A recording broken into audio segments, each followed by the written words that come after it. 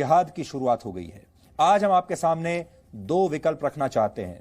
आप सच बोलने वाले जी न्यूज को चुनना चाहते हैं या फिर जिहाद के नाम पर नफरत और झूठ फैलाने वालों को चुनना चाहते हैं। यह सीधे सीधे एक लड़ाई है और इस लड़ाई का नाम हमने दिया है जिहाद वर्सेस जी। इसी वर्ष 11 मार्च को डीएनए में हमने आपको जम्मू कश्मीर में चल रहे जमीन जिहाद का सच दिखाया था। आंकड़ों के आधार पर दिखाया था, तथ्यों के आधार पर दिखाया था। हमने आपको जिहाद का एक चार्ट भी दिखाया था और आपको बताया था कि कैसे भारत में सिर्फ आतंकवादी ही जिहाद नहीं फैला रहे हैं, बल्कि एक पूरा के पूरा खास वर्ग ऐसा है जो वैचारिक स्तर पर इस जिहाद को फैला रहा है। कहने का मतलब यह था कि एक सॉफ्ट जिहाद होता है और एक हार्ड जिहाद होता है। देश को जिहाद का सच दिखाना हमारा दोस्तों, आपने ये वीडियो देखी होगी। ये सुधीर चौधरी हैं जो जी न्यूज़ में काम करते हैं और ये पहले भी एक ब्लैकमेलिंग के केस में जेल में रह के आए हुए हैं।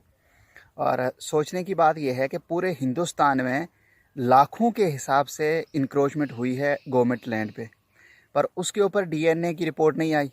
जम्मू कश्मीर में भी बठिंडी और सुंजवा को छोड़ के पूरे जम्मू में और पूरे जम्मू कश्मीर में लाखों के हिसाब से ज़मीन के ऊपर इंक्रोचमेंट होगी। मतलब इसको समझिए कि इलीगल कब्जा गवर्नमेंट की लैंड पे, पर उसके ऊपर भी डीएनए रिपोर्ट नहीं आई। इनको 100-150 कनाल ज़मीन जो बठिंडी में थी वो मिल गई है। और अब चूँकि इसी के ऊपर बात करते हैं, इस डीएनए रिपोर्ट के ऊपर, अब चूँकि ये इसलिए भी याद आया मुझे कि अब इसके ऊपर एफआईआर लगी है और वो केरला में लगी है। चूँकि केरला में भाजपा की सरकार तो है नहीं, अब इसको ये बात समझ आ चुकी है कि अब जेल जाने के बिना कोई चारा नहीं है और सुप्रीम कोर्ट ही अब बचा सकता है।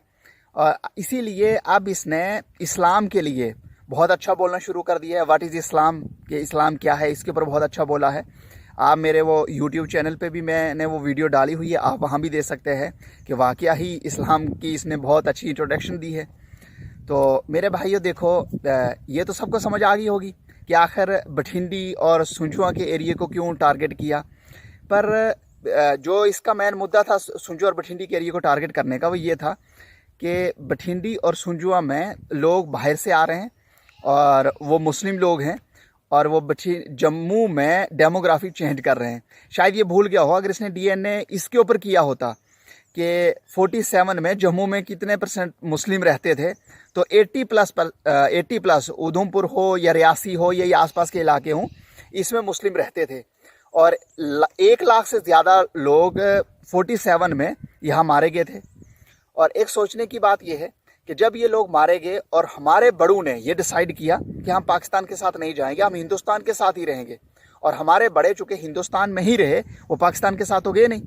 और उस वक्त इस बठिंडी और सुंजवा के इलाके में बहुत पुराने लोग, मतलब 100-200 साल से भी यहाँ लोग रहते हैं जिनके रजिस्टर लैंड है, मतलब मलकियत ज़मीन उनकी है बठिंडी में। और उसके बिना कुछ लोग ऐसे थे कि उस वक़्त जो आरएसपुरा के इलाके में रहते थे या जम्मू के सराउंडिंग में रहते थे, उनके कुछ बहुत सारे रिलेटिव को मार दिया गया और कुछ वो पाकिस्तान चले गए। और जो बचे जिन्होंने ये डिसाइड किया कि हम हिंदुस्तान में रहेंगे, ये बठिंडी के इलाके में चूँकि जंगल होता था, वो इसमें आके छुप गए थे, मतलब पत्ते वगैरह खा के उन्होंने गुजारा किया था। और उसके जब हालात ठीक हुए और जम्मू कश्मीर में गवर्नमेंट बनी, तो उस वक्त की गवर्नमेंट ने बठिंडी और सुंजवा के इलाके में कुछ प्लाट अलाट किए कि ठीक है, तुम्हारा सब कुछ छूट गया, जहाँ तुम्हारी ज़मीनें हैं, जहाँ तुम रहते हो, वहाँ डर की वजह से तुम नहीं जा रहे हो, इसलिए तुम यहाँ रहो। और इस इलाके में कुछ लोगों ने रहना शुरू किया। और ये 2 किस्म के लोग जो बठिंडी में रह रहे हैं, जिनको एक तो गवर्नमेंट ने ज़मीन अलाट की थी और जिनकी मालकी ज़मीन बठिंडी में है। अब कुछ ज़मीन ऐसी है कि जिसके ऊपर कब्ज़ा किया है, ये बात हो सकती है। और इस ज़मीन के ऊपर जो लोग रह रहे हैं उनके बारे में बात करते हैं। ये वो लोग हैं जो रियासी डिस्ट्रिक्ट के गुलाबगढ़ के इलाके के होंगे, जो पुंछ रजौरी के होंगे, मुमकिन है वो उड़ी के हों, वो करना के हों, और वो डोडा किश्तवाड़ के हों, वो दक्षिण मड़वा के हों, इस इलाके के भी लोग हैं।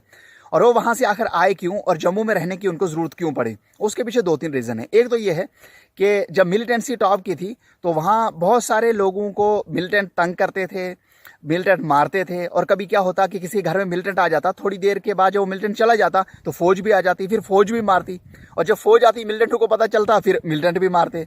तो उस चीज़ से वो तंग आके आखिर उन्होंने ये डिसाइड किया कि हम यहाँ से माइग्रेंट हो जाते हैं और हम जम्मू आ जाते हैं, और जम्मू में रहना उन्होंने स्टार्ट किया। और बहुत सारे ऐसे बच्चे भी होंगे कि जिनके पेरेंट्स नहीं हैं, उनको मिलिटेंटों ने कत्ल कर दिया, और बहुत सारे ऐसे हैं कि जिनको वहाँ इलाके में अपने अपने इलाकों में, चाहे वो पुंछ रजौरी में रहते हों या वो गुलाबगढ़ के किसी पहाड़ में रहते हों, उनको मिलिटेंट्स की थ्रेट्स आती थी और उनको लगा कि नहीं, ऐसा यहाँ ज़िंदगी बचाना नामुमकिन है। तो अब वो कहाँ जाएंगे? अब चूँकि वो जम्मू आए, वो वहाँ रहे। और बहुत सारे ऐसे लोग जो अपने, चूँकि हमारे जितने भी डिविजनल ऑफिस हैं वो सारे के सारे जम्मू में हैं। जीएमसी हमारा जम्मू में है, सेक्रेटरीट हमारा जम्मू में है, कैपिटल हमारी जम्मू में है। और जम्मू डिवीज़न के बहुत सारे लोग, क्योंकि डिविजनल ऑफिस जितने भी है वो सब जम्मू में हैं, तो सारे लोग आते हैं, उनको काम पड़ता है। बहुत सारे टीचर हजरात हैं और उन्होंने अपने बच्चे जो हैं वो जम्मू में डाले हुए हैं। अब वो चूँकि जम्मू में डाले हुए हैं तो वो किन स्कूलों में पढ़ते हैं? जो जम्मू के लोग हैं। और अक्सर चूँकि जम्मू में हिंदू की आबादी है इस वक्त, और जितने हमारे हिंदू भाई हैं उनके अपने स्कूल हैं, उन स्कूलों में हम सब के बच्चे पढ़ते हैं। और जितना बिजनेस है 99.99% जो बिजनेस है वो हमारे हिंदू भाइयों का, यानी डोगरों का है। और हमारे वहाँ के सारे लोग वहाँ से चीज़ें खरीदते हैं। और पूरे जम्मू डिवीज़न में ऑलमोस्ट जितनी सप्लाई जाती है वो जम्मू से ही जाती है। तो इससे जम्मू का लोगों को भी भला है और जम्मू डिवीज़न के जो लोग हैं उनका भी फ़ायदा होता है बिजनेस पॉइंट ऑफ व्यू से। पर इस तरह के मीडिया रिपोर्टों से क्या होता है, चूँकि ये वो लोग हैं कि जो चाहते हैं पूरे हिंदुस्तान में कोई बिजनेस ना करे और वो चुपचाप घर में बैठ जाए। इनके जो रात को इनके डीएनए, कभी भारत पूछता है, इस तरह के जो प्रोग्राम आते हैं जिसमें ये नफरत बरते हैं एक दूसरे के खिलाफ और हेट फैलाते हैं, अब ये चाहते हैं कि इनकी वीडियो ही लोग देखें।